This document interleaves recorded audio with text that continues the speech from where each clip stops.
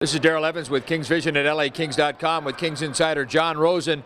Game 5 in the books now. The Kings winning that one 3-0 at Staples Center. A solid outing right from the get-go for the Kings. They came out and really made a physical statement right off the get-go. They did a great job at taking the body and staying out of the penalty box, playing with discipline, and they carried it on for 60 minutes, something that we haven't seen in this series. Absolutely. By far the Kings' best start in this series. You saw it with Colin Fraser in his first shift, getting in, finishing a big hit behind the net on Brad Stewart. It carried over to the other side of the ice when the Kings, back in their own end, a little bit of a giveaway by Jake Muzzin. Matt Green was there to clean it up. Good feed from behind the net from Joe Thornton to TJ Gagliardi. Green able to get his stick on that, deflect the puck, also followed through with a very big open ice hit on Gagliardi. That really seemed to put the Kings in the driver's seat, at least in terms of the physical play from early on. 24 hits in that first period recorded by the LA Kings. That really seemed to be the tail of the game right there, as the Kings ended up out-hitting the San Jose Sharks by a count of 51-24. LA, most comprehensive 60 minutes that I think I've seen from them in the playoffs. I think when you look at where that physicality was coming from, in the earlier games in the series, the Kings were having to take the body in the defensive zone because they didn't have the puck. But last night, as you just said, John, they were able to get in and establish that forecheck. Noticeable the way that the Kings defense were able to pinch down on the wall. That allowed the Kings to be able to keep the puck in the offensive zone, pressured, get the cycle going. It didn't result in a lot of shots on goal or a lot of grade A scoring chances, but it was the style that we saw reminiscent of what the Kings did last year in the postseason, just wearing teams down. And San Jose last night, who addressed 8 defensemen in their lineup, including Brent Burns, who's been playing forward throughout the series, it seemed to take the toll on their forwards. Absolutely. And really, when you're talking about trying to get a good defense, the best defense is having a great forecheck, very good puck possession in the offensive zone, and really a lot of offensive zone time. The Kings graded there so well last night. You look at what they did in the defensive zone, they also did a good job of clearing those lanes in front of Jonathan Quick, allowed him to see a lot of shots. By the time the Sharks had that push late in the game, really the Kings were in the driver's seat at that point, doing a good job, really establishing their work ethic back in their own defensive end.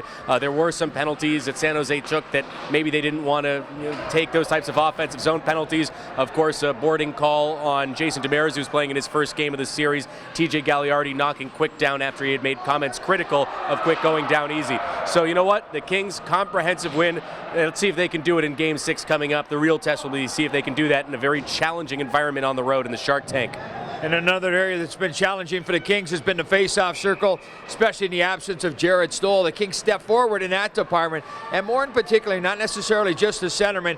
They get credit for the wins, but it was the support around the puck, the wingers coming in, the defense getting in there quickly. It was the anticipation that they were going to lose, and that's actually the way the third goal was scored. Mike Richards did a great job. He jumped out to the area where San Jose had won the draw, got the puck to Carter. He was able to skate it to an empty net. So those little adjustments by the Kings paid dividends in Game 5. They're going to have to do it in Game 6. It's even going to be a little bit a notch higher because San Jose, they got the advantage in the face-off circle. They get to get the matchups. They also put their sticks in second. You know, before Game 5, we had really heard people like Daryl Sutter, Dustin Brown say things like, create those chances by taking a hit to will the puck up the ice. That's how you avoid that forecheck. That's how you advance the puck. You saw a lot of that. Jeff Carter weathering a lot of hits, also dished out a lot of hits himself, and being able to weather that hit, get that puck up ice. You saw that quite a bit. Mike Richards also somebody able to do that as well. So of course, coming up, we know how well San Jose is able to forecheck in their own building, along with the Los Angeles Kings. As we've mentioned several times on these previews and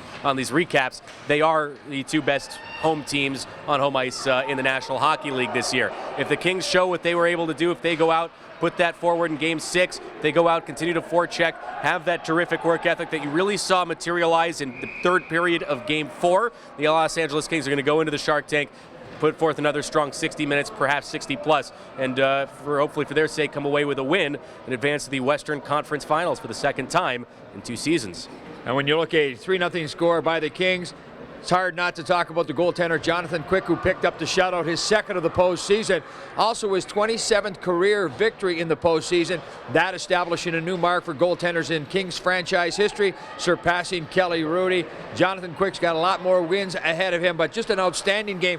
Wasn't busy, only faced 11 shots in the first 2 periods. He had to rob Patrick Marleau a couple of times. Couture had a short-handed bid. And then in the third period, Joe Pavelski arguably had his best opportunity on a cross-ice pass. Jonathan Quick going right to left, denied that chance, and you could just see the confidence of the Kings soar when Quick makes saves like that. He's certainly been their most valuable player in this postseason, and it's not really even that close, as well as some certain players have played. Drew Doughty, really think Robin Regehr has actually had a very good series thus far for the LA Kings as well. But when you talk about Jonathan Quick, there are only 2 goaltenders in franchise history that have more than one postseason shutout. It's him and Felix Potvin. You know, the mark of a great goaltender, and something that you really saw from Potvin back in that 2001 postseason especially, they could win games by themselves for you. Even when the team wasn't playing its best, they would win you a game by themselves. That wasn't the case last night. It was a very full, comprehensive Los Angeles Kings effort. You talk about Jonathan Quick, when the Kings were trying to find their game, when they weren't at their best at periods in the St. Louis series, in the San Jose series,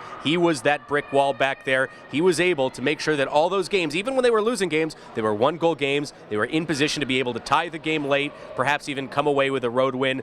You know what? It's going to be a very valuable thing for the Kings to have going into San Jose once again.